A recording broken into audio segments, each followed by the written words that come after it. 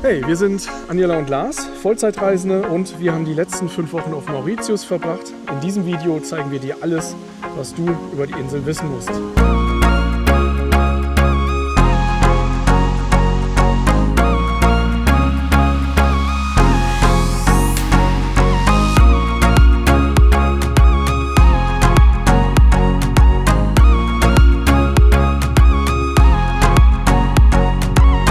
Am Anfang zu dem Punkt, der dich wahrscheinlich am meisten interessieren wird. Nämlich, wo gibt es den schönsten Strand? Wir haben ein paar rausgesucht und stellen sie dir jetzt hier mal vor. Starten wir mit dem Strand von Le Mans im Südwesten der Insel. Der Strand von Le Mans ist sicher einer der spektakulärsten auf ganz Mauritius. Wenn man Mauritius googelt, dann sieht man oft genau diesen Strand. Türkisblaues Wasser, feiner weißer Sand und Palmen, soweit das Auge reicht. Direkt hinter dem Strand liegt der Berg Le Mans Brabant. Das gibt natürlich ein tolles Fotomotiv ab, aber Le Mans ist nicht nur schön, sondern am untersten Punkt auch ideal für Wassersport geeignet.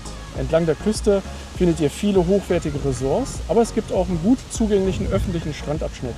Da kannst du dir Sonnenliegen und Schirme mieten, und es gibt auch Strandrestaurants, in denen man was essen oder trinken kann. Ebenfalls an der Westküste gelegen befindet sich der Flic und Flac Strand. Er ist einer der bekanntesten Strände der Insel. Es ist ein sehr langer Sandstrand mit Nadelbäumen, wie so häufig an den öffentlichen Stränden auf Mauritius. Aber auf Höhe der Resorts findet man dann auch Palmen am Strand. Es gibt viele Streetfood-Stände oder Restaurants in der Nähe. Das Wasser ist ruhig und glasklar, perfekt zum Schwimmen oder Schnorcheln. Es kommen auch viele Einheimische hin, insbesondere für ein Picknick oder den tollen Sonnenuntergang.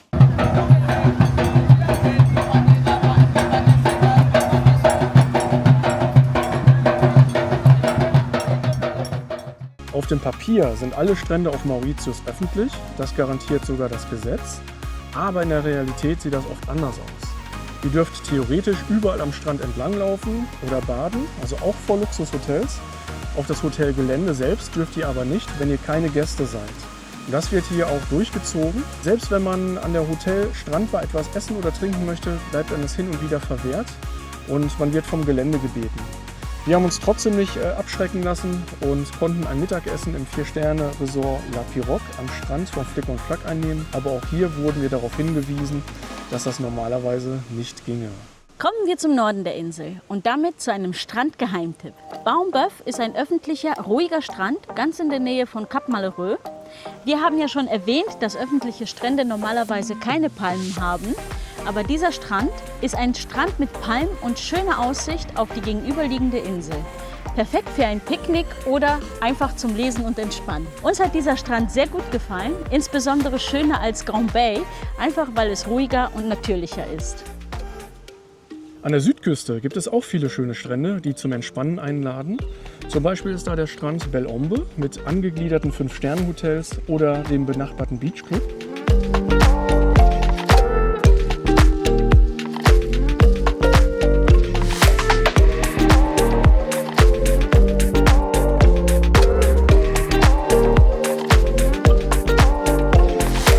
Ganz in der Nähe befindet sich auch der St. Felix Public Beach. Dieser ist sehr langgezogen und auch ziemlich breit. Es stehen dort auch unter anderem öffentliche Toiletten, ein Spielplatz und ein großer Parkplatz zur Verfügung. Der Ort ist etwas windiger und manchmal etwas wolkiger, aber ideal für Naturliebhaber. Ansonsten gibt es im Süden Strände, an denen kaum Touristen zu finden sind. Hier lohnt es sich einfach mal, die Küstenstraße entlang zu fahren und nach einem schönen Platz zu suchen. Ja, du siehst schon, grundsätzlich gibt es schöne Strände rund um die Insel. Es kommt immer darauf an, was man sucht, aber je nachdem, auf welcher Inselseite der Strand liegt, gibt es auch klimatische Unterschiede. An der Westküste ist meistens das bessere Wetter. Es ist trocken, man hat viel Sonnenstunden und man kann tolle Sonnenuntergänge beobachten. Also ideal für einen Badeurlaub. Die Südküste ist etwas windiger und feuchter. Die Strände sind eher unberührter. Man findet große Felsbrocken und zum Teil auch Kies an dem Strand, also Natur pur. An der Nordküste hat man viele Sonnenstunden. Die Orte sind insgesamt etwas touristischer. Die Ostküste ist etwas feuchter als der Westen und damit auch insgesamt grüner. Gerade in den Wintermonaten zwischen Mai und Oktober kann es hier öfter bewölkt und windig sein. Uns würde mal interessieren, welcher Strand von Mauritius dir persönlich am meisten zugesagt hat. Schreib es uns doch jetzt gerne in die Kommentare. Ja, Mauritius hat viel mehr als nur schöne Strände zu bieten. Wir zeigen dir in diesem Video einige bekannte Orte auf der Insel. Über die Sehenswürdigkeiten als Gesamtes machen wir nochmal ein eigenständiges Video, weil es sehr, sehr viel ist. Und damit du das nicht verpasst und viele weitere Videos von uns, abonniere gerne unseren Kanal. Wir freuen uns darüber und du unterstützt uns auch direkt. Kommen wir nun zu einer der bekanntesten Sehenswürdigkeiten auf Mauritius, der siebenfarbigen Erde, zusammen mit dem Chamarel-Wasserfall. Beide liegen im selben Naturpark und lassen sich bequem mit dem Auto erkunden. Man fährt dabei von Station zu Station, parkt kurz und erreicht die jeweiligen Aussichtspunkte über wenige Stufen und Wege. Die gesamte Anlage ist gut organisiert und eindeutig auf Besucher ausgerichtet, was natürlich verständlich ist, da es sich um sehr beliebte Ziele handelt. Wir hatten uns im Vorfeld allerdings eine etwas naturbelassenere Umgebung vorgestellt. Der Aufbau wirkt eher wie eine strukturierte Tour mit klar definierten Stopps, wodurch unserer Meinung nach ein wenig von der natürlichen Atmosphäre verloren geht. Der Eintrittspreis liegt derzeit bei 12 € pro Person. Ja, für uns persönlich war es ein sehr interessanter Besuch, aber es gibt auf Mauritius auch viele weitere beeindruckende Wasserfälle und Naturwunder, die sich auch ohne Eintritt entdecken lassen. Und wer sowieso schon vorhat, den Valais Adventure Park zu besuchen, der hat vor Ort die Möglichkeit, auch eine siebenfarbige Erde zu entdecken. Und wenn du auch einen schönen großen Wasserfall sehen möchtest, dann schau dir doch den Wasserfall am Gorges Nationalpark an. Man hat dort einen tollen Blick über das Tal und das Ganze ist kostenlos. Allerdings pass auf deine Wertsachen auf, denn der ein oder andere Affe ist beruflich unterwegs und möchte sich was dazu verdienen. Der nächste Wasserfall, der ebenfalls von dort aus in der Nähe ist der Alexandra Fall. Auch dieser Ort kann kostenlos besucht werden und bietet den Ausblick auf 2 Wasserfälle an. Man kann sogar bis zum Meer schauen.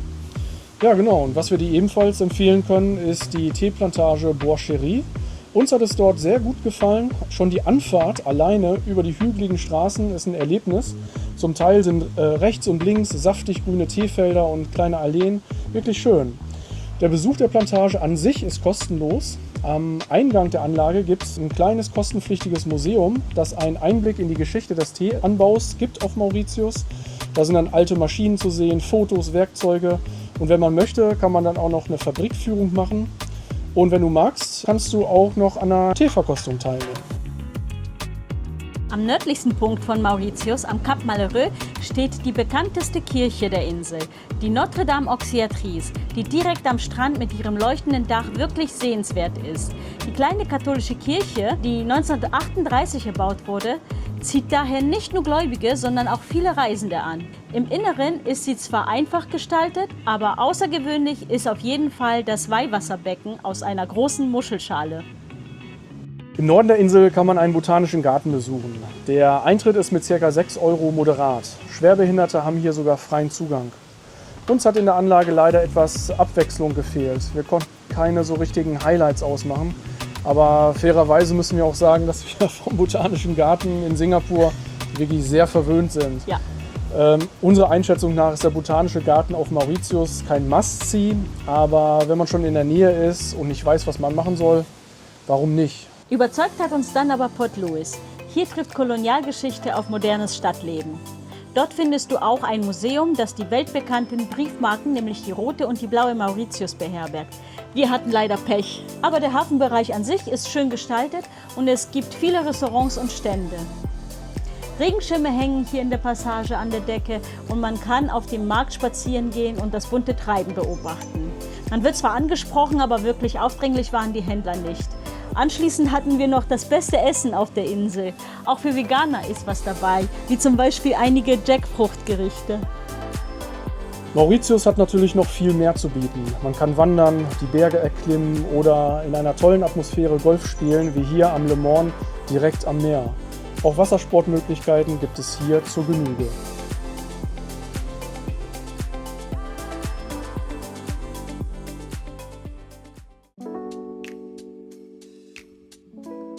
Auf Mauritius sollte wirklich jeder eine passende Bleibe finden. Und wir zeigen dir, was dich in den einzelnen Kategorien erwartet, inklusive unserer eigenen Erfahrungen. Gerade an den Stränden der Insel gibt es viele Luxushotels. 4 bis 5 Sterne, wo du locker 300 € pro Nacht für ein Doppelzimmer bezahlst, meistens aber noch viel, viel mehr. Besonders beliebt bei deutschen Gästen ist zum Beispiel das 4-Sterne-Hotel La Pirogue am Flick-en-Flack-Strand. Da liegt der Preis pro Nacht in der Nebensaison etwa so bei 380 € inklusive Frühstück für die niedrigste Kategorie. Das teuerste, was wir gesehen haben, war das Hotel The One and Only für etwa 1000 € pro Nacht. Aber man kann auch günstiger und trotzdem gut unterkommen. Wir haben das gemacht. Die meiste Zeit haben wir nämlich in Apartments gewohnt, jeweils mit einer kleinen Küche und einer Waschmaschine. Der Preis hierfür belief sich ungefähr auf 45 bis 70 € die Nacht. Die Anlagen waren wirklich zum Teil sehr schön, wie zum Beispiel der Water Club bei Black River mit einem schönen Hafenblick und tollen Pool- und Barbecue-Bereich mit großem Webergrill. Da nehmen wir übrigens gerade dieses Video auf. Aber bezüglich der Unterkünfte machen wir nochmal eigenständige Roomtouren, weil das würde hier wirklich den Rahmen sprengen. Am Ende des Videos zeigen wir dir noch einige Tricks, wie du Luxus für günstiger bekommst, wenn du zum Beispiel den Urlaubsflair im Hotel La Pirogue genießen möchtest, aber keine 380 € erübrigen willst. Dann gibt es jetzt hier einen ganz tollen Hinweis, also jetzt nicht hier, sondern am Ende des Videos, wie du das anstellst. Aber diese Tipps sind wirklich bares Geld wert, also unbedingt dranbleiben.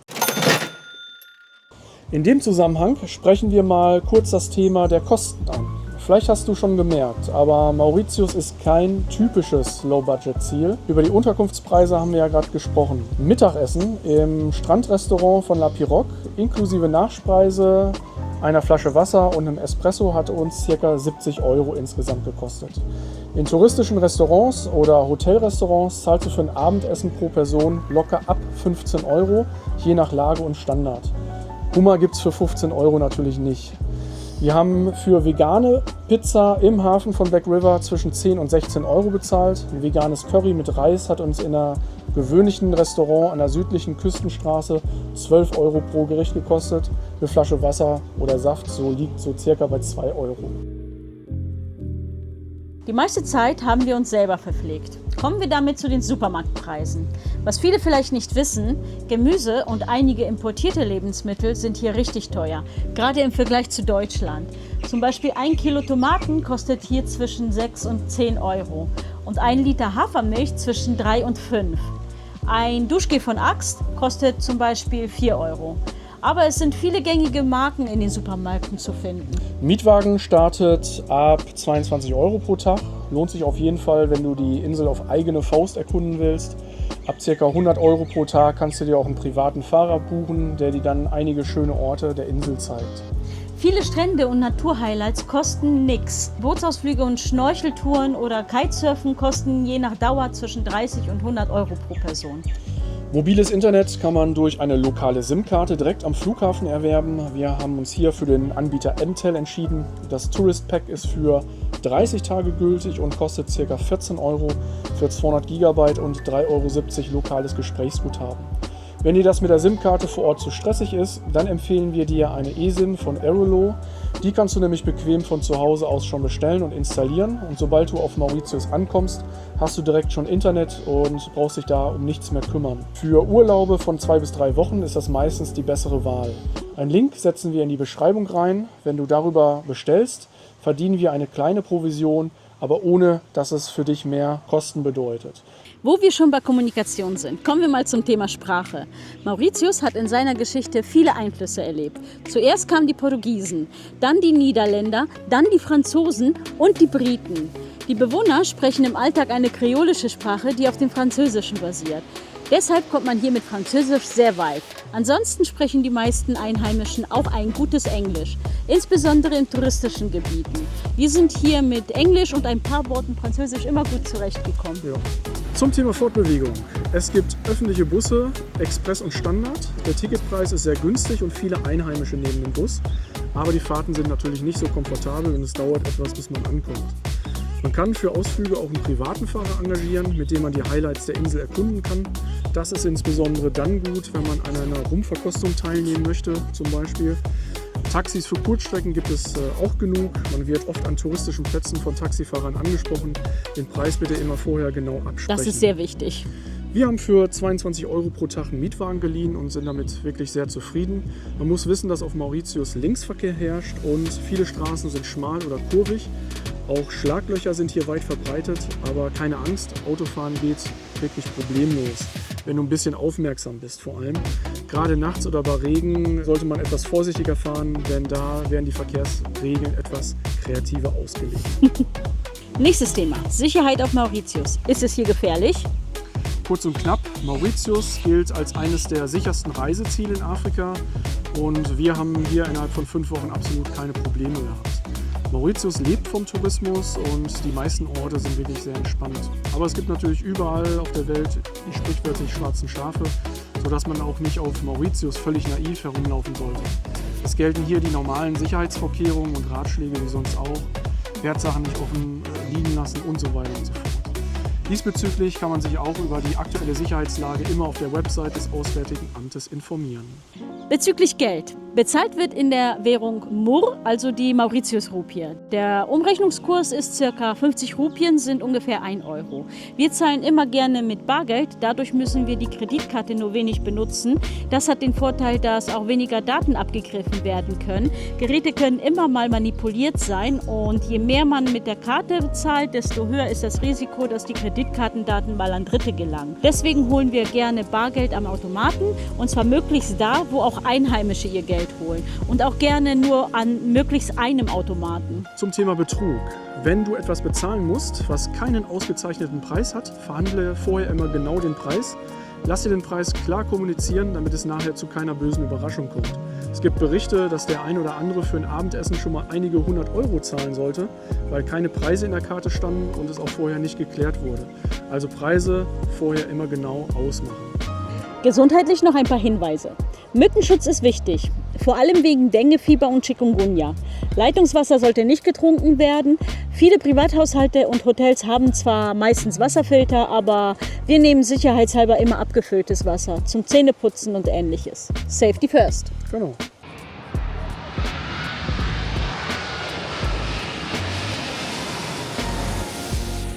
Einreise. Reisende aus den Dachländern brauchen für touristische Aufenthalte kein Visum. Ihr bekommt bei der Ankunft kostenlos eine Aufenthaltserlaubnis für 90 Tage. Vor der Einreise musst du ein sogenanntes All-in-One-Formular online ausfüllen. Dazu musst du ein paar Fragen zu deiner Person, deinem Gesundheitsstatus, Fragen zur Unterkunft etc. beantworten.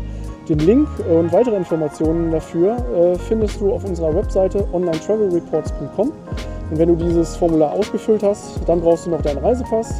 Der muss mindestens bis zum Rückreisedatum gültig sein.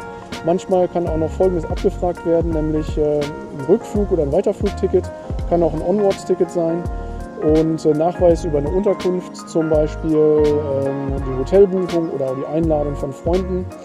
Und in Einzelfällen kann auch ein Nachweis über ausreichend finanzielle Mittel verlangt werden. War jetzt bei uns nicht der Fall, wäre aber grundsätzlich möglich. Bezüglich der Impfungen solltest du dich rechtzeitig, sprich einige Monate vorher, in einer Tropenklinik beraten lassen, weil das Thema ja doch sehr individuell ist. Also lass dich vorher beraten. Wenn du jetzt schon am liebsten den nächsten Mauritius-Flug buchen möchtest und dich fragst, wann ist wohl die beste Reisezeit, dann kommt jetzt hier die Info.